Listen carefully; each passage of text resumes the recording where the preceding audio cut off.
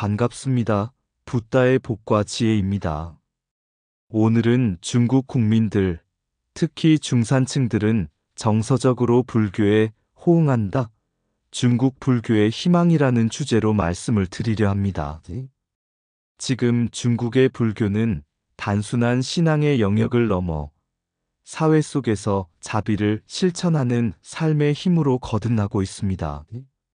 사찰들은 수행만을 위한 공간이 아니라 어려운 이웃을 돌보고 노인을 부양하며 아이들의 미래를 밝히는 사랑의 공동체로 변하고 있습니다.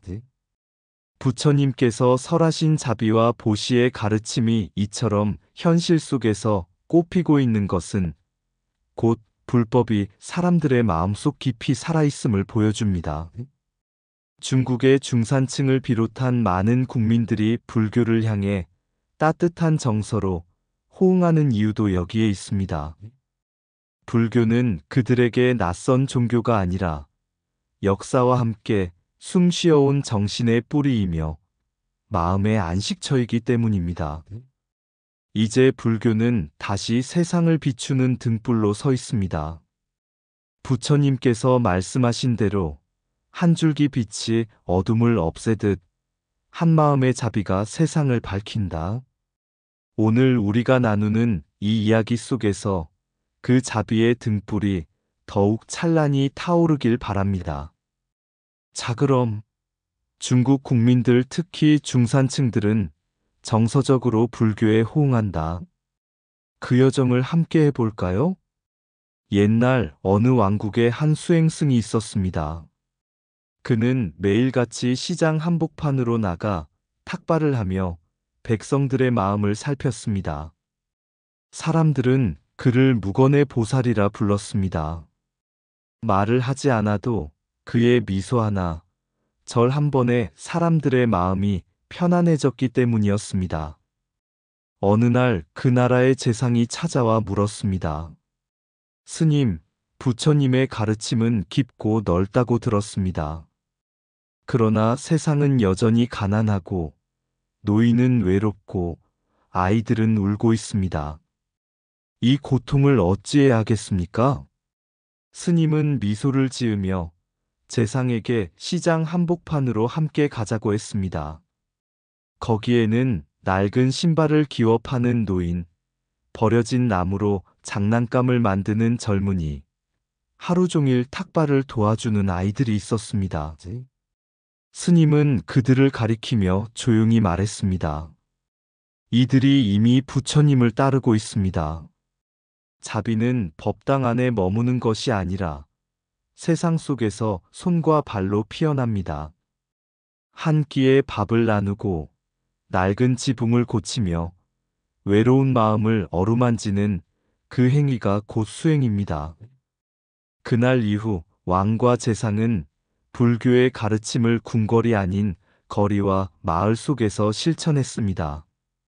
백성들은 점점 웃음을 되찾았고 왕국은 평화로워졌습니다.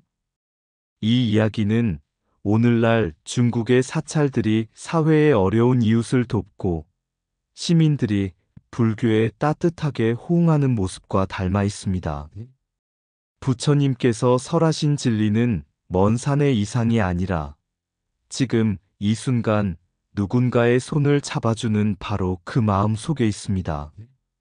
부처님은 말씀하셨습니다. 자비의 향기는 바람을 거슬러 퍼진다.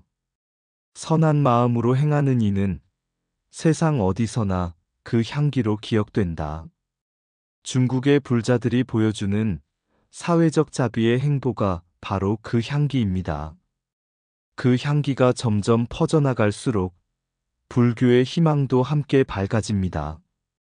옛날 부처님께서 세존으로 계시던 시절 마가다국의 수도 라자그리아에는 병든 사람과 가난한 이들이 많이 살고 있었습니다. 그때 한 비구가 물었습니다. 세존이시여, 저희는 수행자입니다. 가난한 사람들을 돕는 일은 세속의 일이 아닙니까? 부처님께서는 고요히 미소 지으시며 말씀하셨습니다. 그대들은 세속을 떠났다고 하지만 중생의 고통에서 벗어나지 않은 채 수행할 수는 없다. 가난한 이를 돕는 것은 보시이고 병든 이를 돌보는 것은 자비이며 이 모두는 곧 돌을 닦는 일이다. 그 말씀을 들은 비구들은 탁발한 쌀의 일부를 모아 굶주린 자들에게 나누어 주기 시작했습니다. 그리고 병든 자의 집을 찾아가 약을 다려주었지요. 그때부터 라자 그리하의 백성들은 불법을 신뢰하게 되었고 부처님의 제자들이 지나가면 모두 합장하며 말했습니다. 이분들은 중생의 고통을 대신 짊어지는 분들이다. 이 이야기는 오늘날 중국의 법원사가 보여주는 모습과 같습니다. 그곳의 스님들과 신도들은 구청과 협력하여 홀로 사는 노인을 돕고 부모 없는 아이들에게 학비를 지원하며 낡은 집의 지붕을 고쳐주는 일을 스스로 차지합니다. 그들의 자비는 불전 안에서만 울리지 않고 거리와 골목마다 흘러갑니다. 불교가 과거에는 시주를 받는 종교로 인식되었다면 이제는 나누는 종교, 즉 자비를 행하여 사회적 신뢰를 쌓는 공익의 종교로 변화하고 있는 것입니다. 부처님께서는 법구경에서 이렇게 말씀하셨습니다. 꽃의 향기는 바람을 거슬러 퍼지지 않으나 선행의 향기는 사방으로 퍼진다. 법원사의 자비는 바로 그 향기와 같습니다. 탑의 높이가 불법을 드러내는 것이 아니라 중생의 눈물을 닦아주는 손길 속에서 부처님의 진리가 살아 있습니다. 이것이 곧 사회 속에서 피어나는 자비, 즉 부처님께서 세상에 오신 참된 뜻입니다. 자비는 말로 전해지지 않는다. 손이 움직이고 발이 향할 때 세상은 부처님의 향기로 물든다. 시주는 물질의 나눔이 아니라 마음의 문을 여는 행위이다. 한 그릇의 밥보다 더 귀한 보시는 중생의 고통을 함께 느끼는 마음이다. 수행은 산중의 좌선이 아니라 새 속의 눈물 속에서 완성된다. 가난한 이를 돕는 손길이 곧 진정한 불탑이다. 부처님은 연화좌에 계시지 않는다. 자비를 실천하는 자의 마음 속에 계신다. 보살의 길은 멀리 있지 않다. 누군가의 지붕을 고쳐주는 바로 그 순간이 보살행이다. 참된 신앙은 절에 머무르지 않고 세상의 고통 속으로 걸어 들어간다. 중생의 삶을 돌보는 일은 곧 나의 마음을 정화하는 일이다. 자비는 시주의 끝이 아니라 공익의 시작이다. 부처님의 법은 들려주는 말이 아니라 몸으로 보여주는 사랑이다. 수행이란 고요히 앉아있는 것이 아니라 남의 슬픔을 자신의 일처럼 품는 것이다. 한 송이 연꽃이 진흙에서 피어나듯 자비는 새 속의 현실 속에서 꽃핀다. 불법은 법당의 경전이 아니라 거리에서 나누는 미소 속에 있다. 중생을 이롭게 하는 행위 하나하나가 부처님의 설법이며 그것이 곧 살아있는 진리이다. 옛날 부처님께서 세상을 두루 다니시며 설법하실 때 한 제자가 물었습니다. 세존이시여, 불법은 어디에서 피어나며 어디로 사라집니까? 부처님께서는 조용히 땅을 짚으시며 말씀하셨습니다. 법은 이 땅 위에 피어난다. 사람의 마음 속에서 생겨나고 그 마음 속에서 다시 사라진다. 그러므로 나라가 마음을 잃지 않으면 법도 그 땅에서 사라지지 않는다. 이 말씀처럼 불교는 단지 외래의 가르침이 아니라 민족의 정신과 함께 자라나는 법입니다. 중국의 긴 역사 속에서도 불법은 전쟁과 혁명, 분열과 통일의 물결 속을 지나며 여전히 그 뿌리를 잃지 않았습니다. 황제의 궁궐에도, 농부의 초가집에도, 스승의 글에도 불법의 향기가 스며 있었지요. 오늘날 중국의 중산층들이 불교는 우리의 정신적 고향이라 말하는 것도 이 때문입니다. 그들의 마음 속에는 오랜 세월 이어져 온 불법의 정서가 살아 있습니다. 조상의 제단에 올리는 한 줌의 향 속에도, 어려운 이웃을 돕는 마음 속에도 그들은 부처님의 자비와 중도를 자연스럽게 품고 살아갑니다. 심지어 공산당의 엄격한 세속주의 아래에서도 불교는 배척되지 않고 문화와 도덕의 근간으로 존중받습니다. 그것은 불법이 단지 종교가 아니라 삶의 품격과 사회의 양심을 지탱하는 힘이 되었기 때문입니다. 북경대학교의 한 교수는 이렇게 말했습니다. 중국에는 이미 6억, 아니, 어쩌면 7억의 마음속 불자가 있다. 그들은 법당에 가지 않아도 마음으로 절하고 말로 선을 행한다. 이것이 바로 부처님께서 말씀하신 마음의 불국토입니다. 사람이 마음을 곧게 하고 자비를 품으면 그 어디라도 부처님이 계신 도량이 됩니다. 부처님은 마지막으로 제자들에게 이렇게 일러주셨습니다. 내가 떠난 후에도 법을 따르는 이는 나와 함께 있는 것이다. 나라가 법을 지키면 그 나라가 곧 도량이요, 백성이 자비를 품으면 그 마음이 곧 불국토이다. 중국의 불교는 지금 그 도량 위에서 다시 꽃피고 있습니다. 그 꽃은 외래의 씨앗이 아니라 오랜 세월 이 땅의 마음속에서 자라난 불성의 꽃입니다. 불법은 하늘에서 내려오지 않는다. 사람의 마음속에서 피어나 세상을 밝힌다. 마음이 곧 국토이니 자비를 품은 곳이 바로 불국토이다. 한 민족이 법을 잃지 않으면 그 민족의 혼은 결코 사라지지 않는다. 불교는 외래의 종교가 아니라 중생의 마음속에서 스스로 깨어난 진리이다. 부처님은 먼 절에 계시지 않는다. 선한 마음이 피어나는 곳마다 부처님이 계신다. 자비는 민족의 언어보다 오래되고 진리는 국경보다 넓다. 역사가 흘러도 법의 뿌리는 뽑히지 않는다. 그것은 인간의 양심 속에 자라기 때문이다. 법을 지키는 것은 신앙이 아니라 사람다움을 지키는 일이다.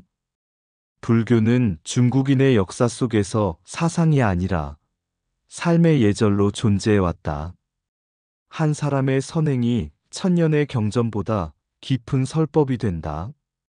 공산의 땅에서도 자비는 숨지 않는다. 그것은 인간 본성의 빛이기 때문이다. 법을 믿는다는 것은 부처님을 따르는 것이 아니라 진리를 따르는 것이다. 불법은 억압될 수 없다. 그것은 바람처럼 마음마다 스며들기 때문이다. 중생의 마음에 자비가 남아있는 한 부처님의 가르침은 결코 사라지지 않는다. 불교는 민족의 뿌리이며 그 뿌리 위에 자라는 것은 평화와 지혜의 꽃이다. 옛날 부처님께서 제자들에게 물으셨습니다. 그대들은 세상에 빛을 비추는 등불이 되고 싶은가? 아니면 바람에 꺼지는 촛불이 되고 싶은가? 제자들이 대답했습니다. 세존이시여, 저희는 세상을 밝히는 등불이 되고 싶습니다. 부처님께서는 고요히 말씀하셨습니다. 그러면 그대들은 수행으로 자신을 밝히고 자비로 세상을 덮으며 행동으로 법을 세워야 한다. 이 세 가지가 하나로 어우러질 때 불법은 천년을 넘어 다시 일어난다. 이 말씀은 오늘날 중국 불교의 현실을 그대로 비추고 있습니다. 정토사의 신도들은 새벽마다 연불 소리를 울리며 마음을 정화하고 타인을 위해 기도합니다. 옥불사의 불자들은 자발적으로 모여 좌선하고 청정한 삶을 다짐하며 수행의 전통을 되살리고 있습니다. 그들의 신심은 강요된 믿음이 아니라 스스로 깨어난 믿음입니다. 이제 불교는 다시 세계 종교의 중심으로 떠오르고 있습니다. 이슬람과 기독교가 세력을 자랑할 때에도 불교는 고요히 마음의 혁명을 일으키며 인류의 내면을 바꾸는 힘으로 작용하고 있습니다. 수행, 자비, 사회 참여 이 세 가지는 부처님께서 설하신 법의 세 기둥이며 오늘날 중국 불교가 세계 속에서 빛을 발하는 이유이기도 합니다. 부처님께서는 증이라 함경에서 이렇게 말씀하셨습니다. 자신을 이기는 이는 100만의 적을 이기는 자보다 크다. 중국의 불자들이 바로 그 길을 걷고 있습니다. 그들은 외적인 세력보다 내면의 정진을 택했고 공양보다 봉사와 나눔, 기복보다 참된 깨달음을 추구합니다. 불교의 미래는 화려한 사찰의 높이가 아니라 한 사람의 마음이 얼마나 밝아지는가에 달려 있습니다. 이 마음의 등불들이 모이면 세상의 어둠은 스스로 물러가리라. 부처님께서 마지막으로 말씀하셨습니다.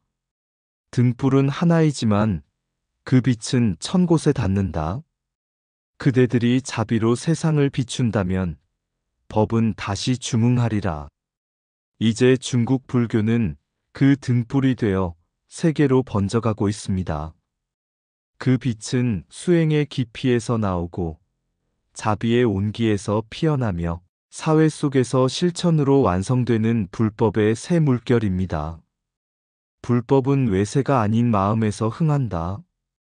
마음이 밝으면 그 나라가 부처의 나라다. 수행은 개인의 길이지만 그 울림은 세상을 맑히는 물결이 된다. 부흥은 돌을 세우는 일이 아니라 한 사람의 마음을 일으키는 일이다. 신심은 시대를 초월한 에너지다. 그것이 모이면 문명은 다시 피어난다. 부처님은 세상 어디에도 계시지만 그분을 뵙는 눈은 수행 속에서 열린다.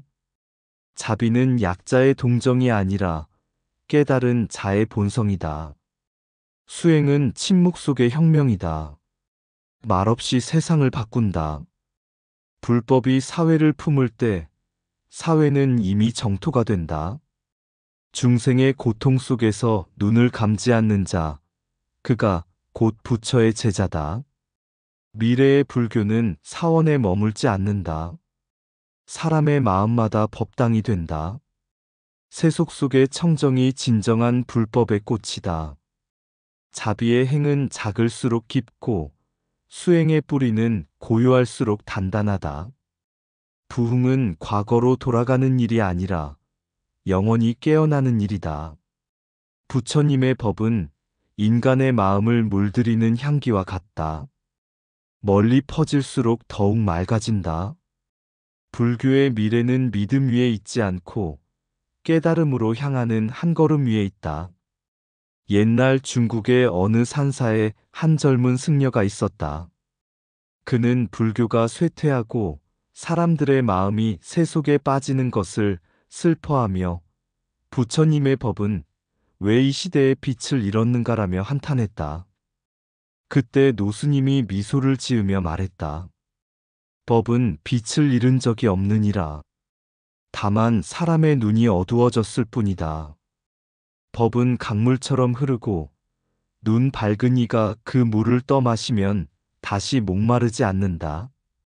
젊은 승려는 깨달았다. 불법은 누가 세우거나 지키는 것이 아니라 사람의 마음에서 다시 일어나는 것임을. 그는 이후 매일 새벽 절문을 열며 기도했다. 이 마음이 맑아져 세상이 맑아지게 하소서. 그의 정성은 주변 사람들의 마음을 움직였고 어느새 그 절에는 신심으로 모인 사람들이 가득했다. 그리고 그 법당의 불빛은 멀리 도시까지 번져 수행과 자비의 새 물결을 이루었다. 부처님께서 말씀하셨다. 법은 한 마음에서 시작되어 만마음으로 번진다. 그 마음이 바로 정토의 씨앗이니라. 오늘날 중국의 불교 부흥 또한 그와 같다. 돌을 쌓아 일어난 것이 아니라 사람의 마음에서 일어난 부흥이다. 수행이 다시 살아나고 자비가 사회를 감싸며 신심이 도시의 불빛처럼 번져가는 지금, 부처님의 진리는 다시금 세상 속에서 숨쉬고 있다. 진정한 부흥은 탑을 높이는 데 있지 않다. 마음을 일으켜 세상을 밝히는 것, 그것이 곧 불법의 미래요. 부처님의 뜻이다. 산사의 새벽이 내리면 한 줄기 종소리 강을 건너 도시의 불빛 위로 스며든다. 사람들은 묻는다. 불법은 어디에 있는가? 그러나 부처님은 고요히 미소하신다. 그대의 마음속에 이미 있으니 그곳이 바로 연화장이다. 돌로 쌓은 탑은 바람에 무너져도 한 사람의 자비는 천년을 밝히나니 이제 불법의 불빛이 다시 중국 대지 위에 피어오른다. 정토사와 옥불사의 등불 아래 수행자는 침묵으로 세상을 품고 중생의 눈물 속에서 자비의 강물이 다시 흐른다. 부흥이란 새로 세우는 것이 아니라 잊힌 마음을 다시 깨우는 것. 부처님은 말씀하신다. 한 마음의 빛이 온 세상을 비추나니 그 빛이 꺼지지 않으면 불법은 사라지지 않는다. 오늘 이 땅의 모든 중생의 눈동자에 그 빛이 반사되어 새로운 불교의 아침이 열린다. 이상 붓다의 복과 지혜였습니다.